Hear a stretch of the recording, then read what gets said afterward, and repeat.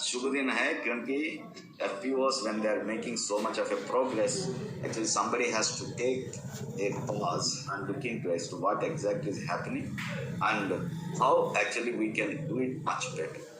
Now, as Chairman NABARD, actually I would like to put a context in a little different way. All the previous speakers have given quite a lot of an input as to really how the FPOs are working and what are the issues they are having and how they are benefiting. Now here I would like to put a kind of a context in such a way that India at one point of a time, at the time of independence, actually we are ship to mouth.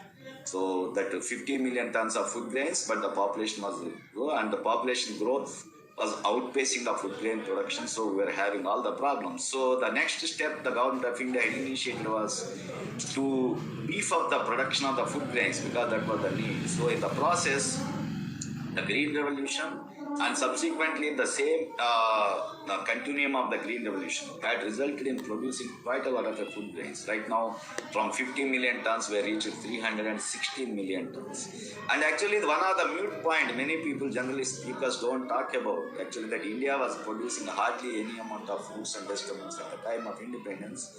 And today we are producing 330 million tons of fruits and vegetables. Besides, world's number one in sugar, then maybe many other crops and all that. So these are all the issues which everyone knows about the entire productivity figures and all that. But at the same time, our productivity levels are still very low. And compared to the global standards, actually we are still at a lower thing, and actually we require to beef it up a little.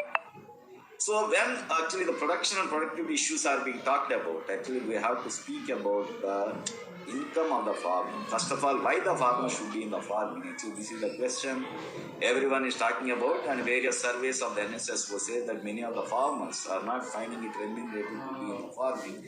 So they are having their own difficulties to continue in the kind of occupation they have chosen in their life. So if that is the case, our entire endeavor is to see that how the farmer's income goes. Now, look into the statistics between 1970 to 2016 or 2020.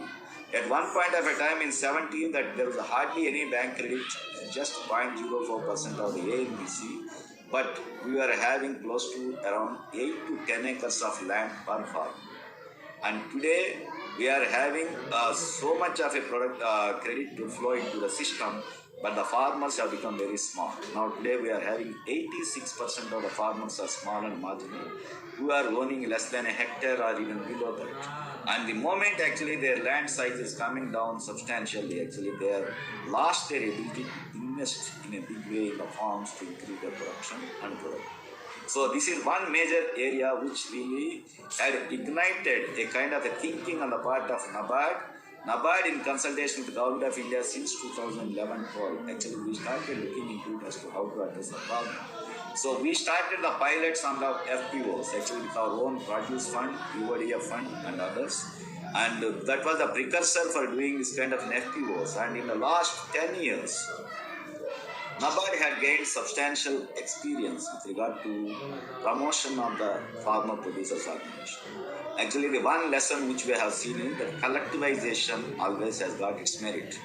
It may be the cooperatives are a part of the story, but at the same time, the cooperatives for a period of time have gone into a kind of a credit cooperatives or such kind of thing. But this is a kind of a product-specific cooperative. It's not like milk, but in this year you produce a plethora of products. In agriculture, we produce close to around 300 to 400 types of products, and which do not have a kind of unified market like milk.